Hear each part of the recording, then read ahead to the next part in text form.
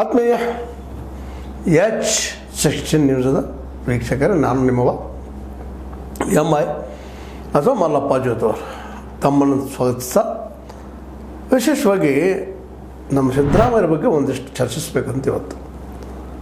ಯಾಕಂದ್ರೆ ಒಂದು ಮಾತನ್ನು ಭಾಳ ಸ್ಪಷ್ಟವಾಗಿ ಭಾಳ ಚೆಂದಾಗೆ ಭಾಳ ಮೆಚ್ಚುವಂಗೆ ಹೇಳಿದರು, ರಾಜಕೀಯ ಕೊನೆಯಲ್ಲಿದ್ದೇನೆ ಅಂತೇಳಿ.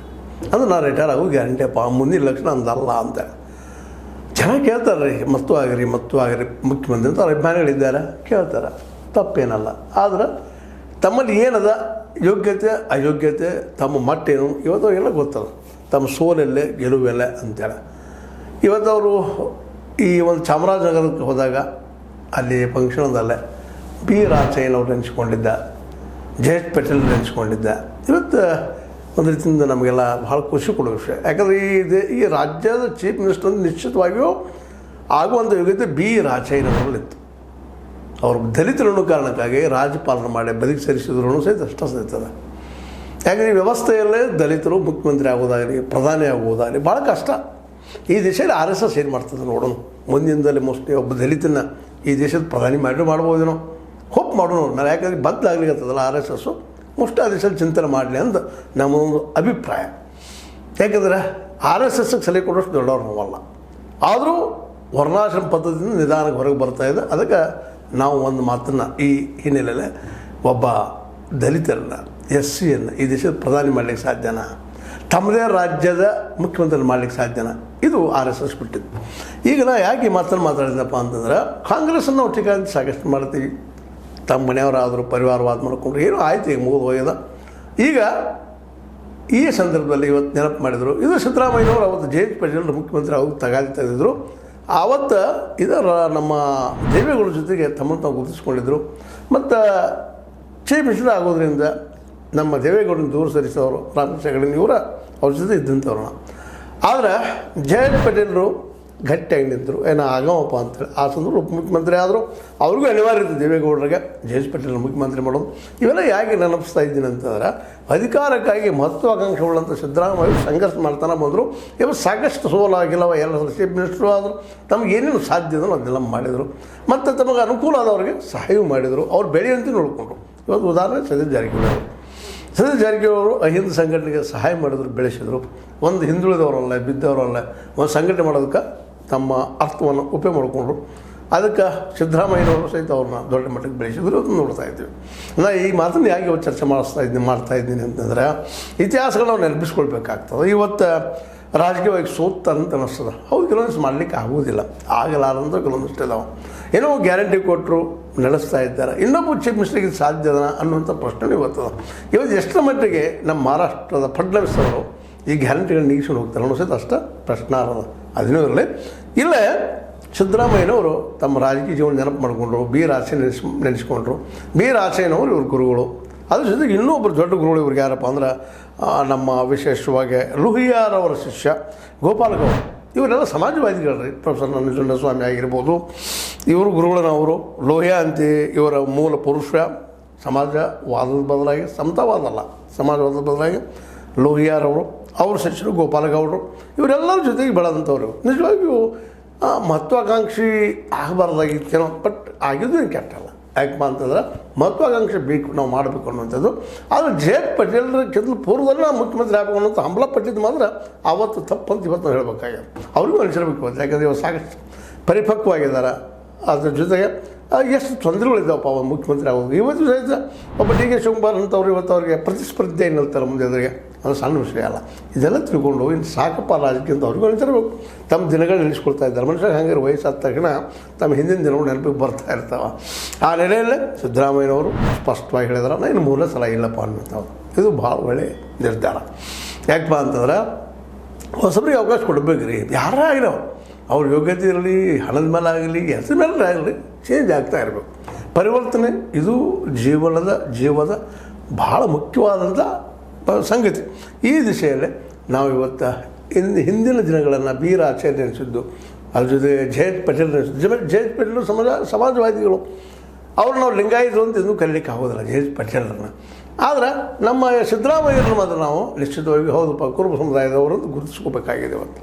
ಯಾಕಪ್ಪ ಅಂದ್ರೆ ಅವರಲ್ಲಿ ಕೆಲವು ಆ ರೀತಿ ವರ್ತನೆಗಳು ಕಂಡು ಬಂದಿದ್ದವು ಸಾಕಷ್ಟು ಸಲ. ಆದರೆ ಜೆ ಎಚ್ ಪಟೇಲರು ಎಂದೂ ನಾವು ಲಿಂಗಾಯತರು ಅಂತೇಳಿ ಆದರೂ ಲಿಂಗಾಯತ ನೋಡಿ ಹೆಲ್ಪ್ ಮಾಡೋದು ನೀನು ಬಿಟ್ಟಿರಲಿಲ್ಲ. ಬಟ್ ಓಪನ್ ಆಗಿ ಮಾತ್ರ ಸಮಾಜವಾದಿ ನಾವು ಏನಪ್ಪ ಅಂತಂದ್ರೆ ಗೋಪಾಲಗೌಡರ ಶಿಷ್ಯರುಗಳನ್ನು ಗುರುತಿಸ್ಕೊಳ್ತಾ ಇದ್ರು, ಲೋಯಾವಾದಿಗಳು ಅಂತ ಹೇಳ್ತಾಯಿದ್ರು. ಅದಕ್ಕೆ ಇನ್ನೇನೂ ಇರಲಿ, ಇವತ್ತಂತೂ ನಮ್ಮ ಸಿದ್ದರಾಮಯ್ಯನವರು ರಾಜೀನಾಮೆ ಬಗ್ಗೆ ಅಂದರೆ ಇಟ್ ಮೀನ್ಸ್ ಈ ವರ್ಷ ಪೀರಿಯಡ್ ಮಾತ್ರ ಪೂರ್ತಿ ಮಾಡ್ತೇನೋ ನಾನಂತ ರಿಟೈರ್ ಆಗ್ತೇನೆ.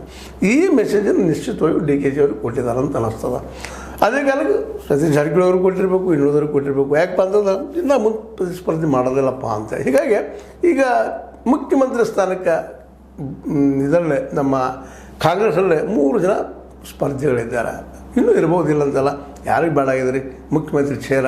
ಆದರೂ ಪ್ರಬಲ ಭಾವಿಕಾನವರು ಒಂದನೇದಾಗಿ ಡಿ ಕೆ ಶಿವಕುಮಾರ್ ಅವರು, ಎರಡನೇದಾಗಿ ಸತೀಶ್ ಜಾರಕಿಹೊಳಿ ಅವರು, ಮೂರನೇದಾಗಿ ನಮ್ಮ ಪರಮೇಶ್ವರವ್ರಿಗೂ ಬಹಳ ದಿನದಿಂದ ಆಸೆ ಅದ. ಯಾಕಂದರೆ ಈಗಾಗಲೇ ಅವ್ರನ್ನ ಹಿಂದೆ ಸೋಲಿಸಿದ್ರು, ತಾವು ಮುಖ್ಯಮಂತ್ರಿ ಆಗೋದಕ್ಕಾಗಿ ಅನ್ನೋದು ಸಹಿತ ಆರೋಪಗಳಿದ್ದಾವೆ ನಮ್ಮ ಸಿದ್ದರಾಮಯ್ಯರ ಮೇಲೆ. ಅವ್ರಿಗೂ ಒಂದಿಷ್ಟು ಆಸೆ ಅದ ಆಗ್ಬೇಕಂತೇಳಿ. ಬಟ್ ಆಗಬೇಕು ಅವ್ರು, ಯಾಕಂದ್ರೆ ಒಬ್ಬ ದಲಿತ ಸಮುದಾಯಕ್ಕೆ ಒಂದು ಪ್ರಿಫರೆನ್ಸ್ ಕೊಟ್ಟಂಗೆ ಆಗ್ತದೆ. ಆದ್ರೆ ಹಾಗಂತೇಳಿ ದಲಿತ ಸಮುದಾಯಕ್ಕೆ ಒಳ್ಳೇದಾಗ್ತದೆ ಅಂತ ಏನಲ್ಲ. ಯಾಕಂದ್ರೆ ಅವರ ಬೆಳೆದು ಬಂದ ರೀತಿ, ಅವ್ರ ಸಂಸ್ಥೆಗಳು ಕಟ್ಟಿದ ರೀತಿ ಇರ್ಬೋದು, ದಲಿತರ ಪರವಾದ ಕಾಳಜಿ ಇರ್ಬೋದು. ಆದರೆ ದಲಿತರಿಗೆ ಅಥವಾ ಎಸ್ ಸಿಗಳಿಗೆ ದೊಡ್ಡ ಪ್ರಮಾಣದಲ್ಲಿ ಏನು ಮಾಡಬೇಕು ಅನ್ನೋಂಥ ಅಭೀಪ್ಸೆ ಅಥವಾ ಆ ಒಂದು ಆಕಾಂಕ್ಷೆ ಇದ್ದಂಥವ್ರು ಅಂತ ಏನು ಅನ್ನಿಸೋದಿಲ್ಲ. ಅದು ಬೀರ್ ಆಚೆಯನ್ನು ಮಾತ್ರ ಸಪೋಸ್ ಏನಾದರೂ ಆಗಿದೆ ಏನೋ ಇನ್ನೂ ಸ್ವಲ್ಪ ವರ್ಕ್ ಆಗ್ತಿದ್ದು ಏನೋ.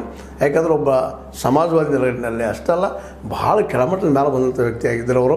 ಅವರಾಗಿದ್ದು ಇನ್ನೂ ಉತ್ತಮ ಇತ್ತು. ಇರಲಿ, ಇವತ್ತು ಖರ್ಗೆ ಅವರು ಸಹಿತ ಒಬ್ಬ ದಲಿತಿದ್ದ ಅವರು ಮುಖ್ಯಮಂತ್ರಿ ಆಗುವ ಅಪೇಕ್ಷೆಯಿಂದ ಮೇಲೆ ಇದ್ದಿದ್ದಾರೆ ಅಂತ ಅನಿಸ್ತದೆ. ಇನ್ನು ಪ್ರಿಯಾಂಕಾ ಅವರು ನಮ್ಮ ಪರಮೇಶ್ವರ್ಗಿಂತ ಚಿಕ್ಕವರು, ಇನ್ನೂ ವಯಸ್ಸದು ದೊಡ್ಡ ಮುಂದಿಲ್ಲ. ಆದರೆ ಆ್ಯಕ್ಚುಲಿ ಅವತ್ತು ಬಿ ರಾಜೇನವರು ಎಲ್ಲರಿಗಿಂತಲೂ ಗ್ರೇಟ್ ಇದ್ದರು, ಖರ್ಗೆ ಅವ್ರಿಗಿಂತಲೂ ಗ್ರೇಟ್ ಇದ್ದರು. ಅದರಲ್ಲಿ 2 ಮಾತಿಲ್ಲ.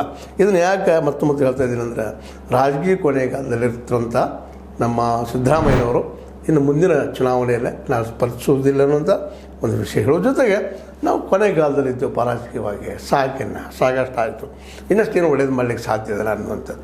ಈ ಒಂದು ಮನಸ್ಥಿತಿ ಬಂದಾಗ ನಾವು ಇವತ್ತೊಂದು ಅವ್ರು ರಿಕ್ವೆಸ್ಟ್ ಮಾಡ್ಕೊಳ್ಳೋದು ಏನಪ್ಪ ಅಂದ್ರೆ, ನಮ್ಮ ವಾಹಿನಿಯಿಂದ ಆಗಿರ್ಬೋದು, ನಮ್ಮ ಜನರಿಂದ ಆಗಿರ್ಬೋದು, ನಮ್ಮ ಜನರಿಗೆ ಭಾಳ ಮುಖ್ಯವಾಗಿ ಬೇಕಾಯ್ತು ಉದ್ಯೋಗ.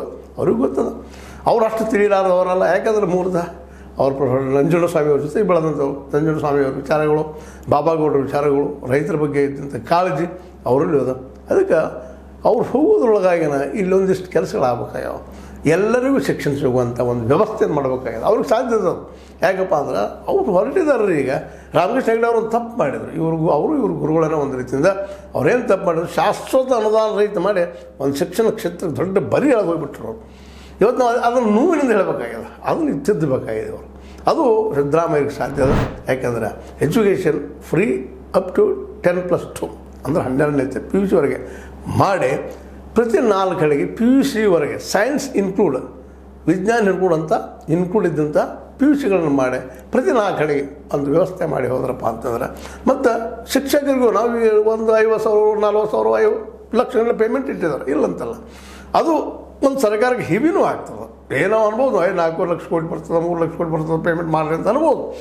ಆದರೆ ಇಲ್ಲಿ ಎಲ್ಲರೂ ಇರ್ತಾರಲ್ಲ, ಎಲ್ಲರಿಗೂ ಮುಟ್ಟಿಸ್ಬೇಕಾಗ್ತದೆ. ಇವತ್ತು ಕೇಜ್ರಿವಾಲ್ ಏನು ಮಾಡಿದ್ದಾರಪ್ಪ ಅಂತ ಸೂಕ್ಷ್ಮ ಅಭ್ಯಾಸ ಮಾಡಿದಾಗ ಅದು ಸ್ಟಡಿ ಮಾಡುವಂಥದ್ದು. ಒಂದು 20,000 ಮಿನಿಮಮ್ ಅವ್ರಿಗೆ ಪೇಮೆಂಟ್ ಮಾಡಿ, ಒಂದು 20,000-30,000 ಮಾಡಿ ಆ ಒಂದು ಲೆಕ್ಕದಲ್ಲಿ ಇಟ್ಕೊಂಡು ಹೊರಟಿದ್ದಾರೆ. ನಮ್ಮ ಕುಟುಂಬ ಬದುಕಬೇಕಾದ್ರೆ ಇವತ್ತು ಒಂದು 20,000 ಮಿನಿಮಮ್ ಆಗಬೇಕಾಗ್ತದೆ. ಅಷ್ಟು ಇಟ್ಕೊಂಡು ಹೋದ್ರಪ್ಪ ಅಂದರೆ ಎಲ್ಲರಿಗೂ ಶಿಕ್ಷಕರಿಗೆ ಪೇಮೆಂಟ್ ಮಾಡೋಕ್ಕೆ ಸಾಧ್ಯ ಅದ. ಮತ್ತು ಪ್ರೈವೇಟ್ದಾಗ ಸರಿಯಾಗಿ ಪೇಮೆಂಟೇ ಮಾಡೋದಿಲ್ಲ ರೀ. ಪಾಪ ಶಿಕ್ಷಕರು ನೋವು ಏನಪ್ಪ ಅಂದರೆ 5,000 ಕೊಡ್ತೀನಿ, ಕನ್ನಡ ಕಲಿಸೋರಿಗೆ, ಸೋಷಾಲಜಿ ಕಲಿಸೋರಿಗೆ, ಸೋಷಲ್ ಸ್ಟಡೀಸ್ ಕಲಿಸೋರಿಗೆ, ಅಥವಾ ಹಿಂದಿ ಕಲಿಸೋರಿಗೆ, ಇಂಥ ಎಲ್ಲ ಪಾಪ ಹೋಗಿ ಒಂದು ಸರ್ವೆ ಮಾಡಿರಿ ಎಷ್ಟು ಕೊಡ್ತಾರೆ ಈ ಪ್ರೈವೇಟ್ದವ್ರು ಅಂತೇಳಿ. ಇಂಗ್ಲೀಷ್ ಕಲಿಸೋರಿಗೆ ಒಂದಿಷ್ಟು ಹೆಚ್ಚು ಕೊಡ್ಬೋದು, 8,000 ಕೊಡ್ತಾರೆ. ಮ್ಯಾಥ್ಸ್ ಕಲಿಸೋರು 10-15,000, ಅದು ಶಾಣೆ ಭಾಳ ಇರ್ಬೇಕು ಅವ್ನು ಅಂಥವ್ರು ಕೊಡ್ತಾರೆ. ಅದು ಇರಬೇಕು ಅವಳು ಅಂಥವ್ರಿಗೆ ಒಂದು 10-15,000 ಕೊಡ್ತಾರೆ. ಉಳಿದವ್ರು ಎಲ್ಲಿ ಯಾರಿಗೂ ಇಲ್ಲ ಶಿಕ್ಷಕರ ಶಿಕ್ಷಣದಲ್ಲಿ. ಮತ್ತು ಲೆಕ್ಚರ್ಗಳಂತೆ ಒಂದು ಪಿಲ್ಲೆಗೆ 500-400 ಕೊಡ್ಬೋದು ಹೋಗಿಬಿಡ್ತಾರೆ. ಹೀಗಾಗಿ ಇಡೀ ಶಿಕ್ಷಣ ಕ್ಷೇತ್ರ ಅಧ್ವಾನ ಆಗಿದೆ. ನಾವು ದಡ್ಡರ ಪಡಿಗಳಾಗ್ತಾ ಇದ್ದೀವಿ.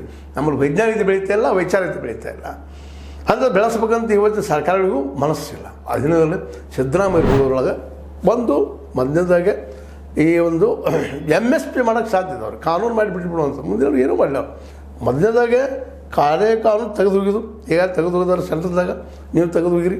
ಅದ್ರ ನಂತರ ಮುಖ್ಯ MSP ಕಾನೂನು ಮಾಡಿ, ಇದ್ರ ಜೊತೆಗೆ ಫ್ರೀ ಶಿಕ್ಷಣ ಎಲ್ಲರಿಗೂ ಮಾಡುವಂಥದ್ದು ಮಾಡಿದರೆ ಭಾಳ ಯೋಗ್ಯ ಆಗ್ತದೆ.